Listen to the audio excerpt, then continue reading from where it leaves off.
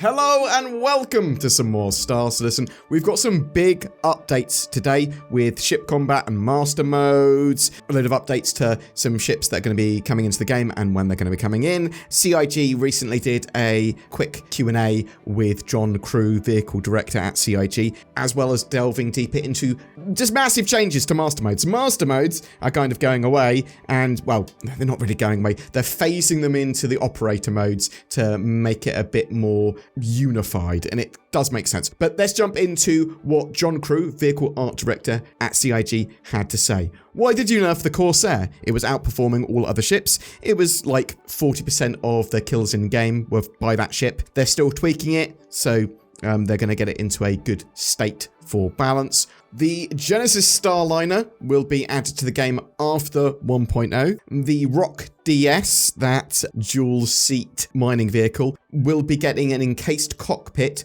for both users, which means they'll both basically have oxygen, and they're going to be making some other tweaks to the vehicle. They apparently teased a variant of one of last year's CitizenCon ship teasers in this year's CitizenCon ship teasers. The Endeavour, it's still going to be in-game, and they're going to have all its modules. They're still planned, but that's going to be after 1.0. The Mule, that little forklift truck car, is waiting a feature that allows them to remotely disconnect items from the pilot seat, and then it will be able to pick up and drop off boxes from the front. This is also true of the Prospector and Mole saddlebags, things like that. In the Squadron 42 Chapter 1 demo that's CitizenCon, they showed Squadron 42 using a special version of the F7 Hornet. This is the F7X, and this might come to the PEU at some point. They will be updating the Vandal ships in the Persistent Universe with the Squadron 42 ones, but probably after Squadron 42 launches. The Mirai Guardian will be coming to Alpha 4.0, that is confirmed, and the Drake Ironclad is in production right now. So we know that some big ships for Drake, MISC, and RSI are all in production at the moment. What is the plan moving forward with master modes, was a question asked, and there's a lot going on here. It's an evolving development. Crafting and quantum boost are going to have a big effect on their plans for master modes and the plan for ship transit and movement. So SCM and nav modes, which are basically the master mode sections now, they're going to be part of operator modes. So they're ironing them out, getting rid of the more binary master modes.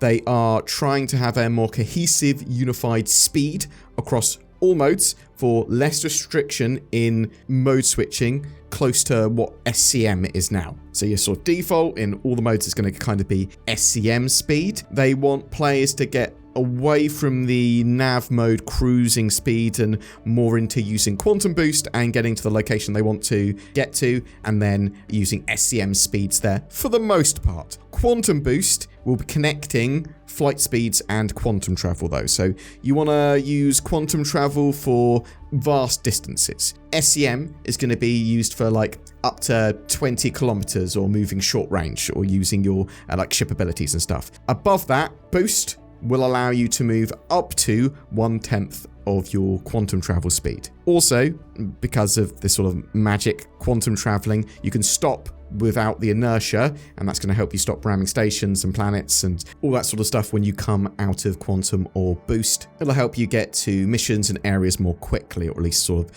make that the norm. They want you to have meaningful choices when it comes to movement, but also get players in SCM speeds when in general encounters. However, you will still be able to use boost to get to similar speeds that you are able to get in nav mode now. So they aren't taking any speed away from the current model, but they are defaulting everything closer to SCM speeds, removing restrictions. But if you want to go faster than your SCM speed, if you want to have your quantum drive on, then you can't have your shields up. That's the main restriction now. So this allows just more sort of choice in how players move, fight, customize, upgrade, play. You will be able to use your weapons with your quantum drive on. It is just shields and quantum drives, which are mutually exclusive for which one is on. But you are going to be able to basically go into cruise-like speeds as well, or do mini quantum jumps with your quantum drive on. I'm assuming that QED devices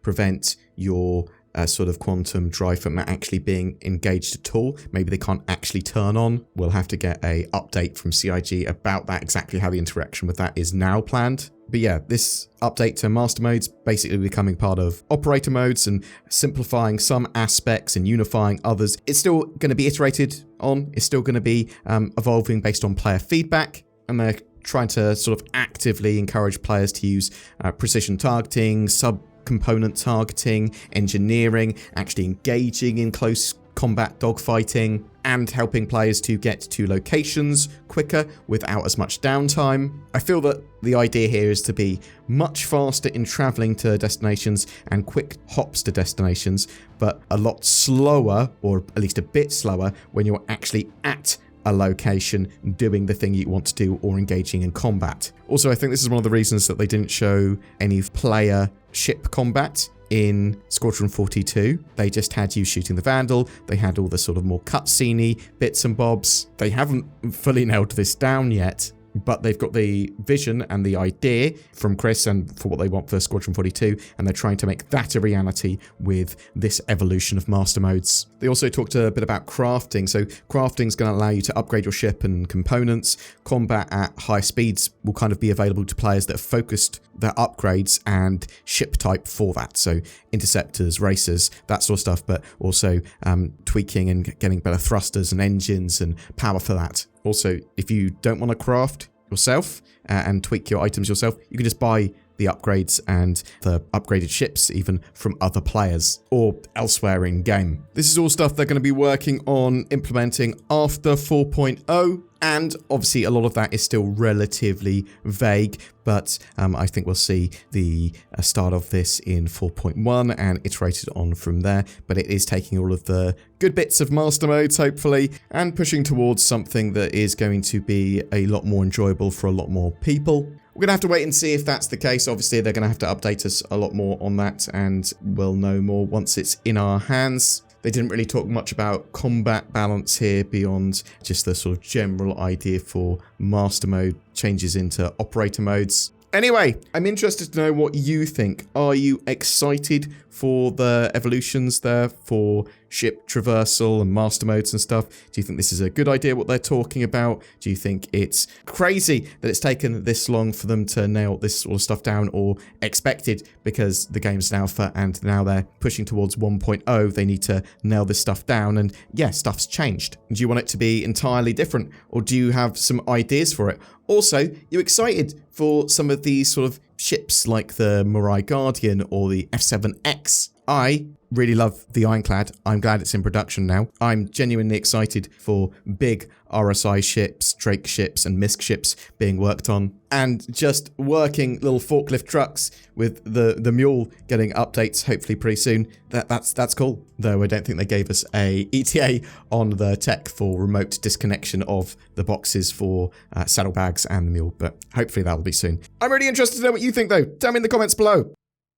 Have you used your brain thoughts to think about getting a Tobii eye tracker for your eyes for Star Citizen? It gives you natively supported high precision head and eye tracking in-game for unparalleled immersion. And they're on sale, 20% off at the moment until the 3rd of December. Use the links below to get that fabulous offer, or go to tobii.gg/BoredGamer.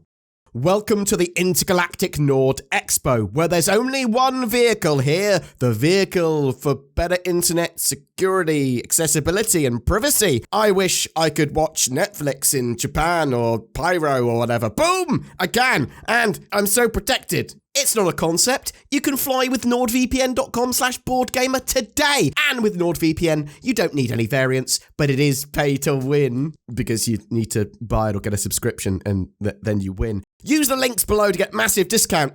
November is all about the Intergalactic Aerospace Expo. We've partnered with the Star Citizen organisation Lunar Wolves for a massive giveaway. Commenting on any of my videos during the month gets you a chance to win one of 4 ships: a Zeus MR, an Ares Ion, a Drake Corsair, and even a Cutlass Black. All courtesy of those beautiful Lunar Wolves. But wait, there's more. Sign up to the Lunar Wolves recruitment page, link down below, for a chance to win an RSI Polaris with lifetime insurance. they're recruiting. You might be looking for an org. I'll chuck some further information and terms and conditions and stuff in the video description as well.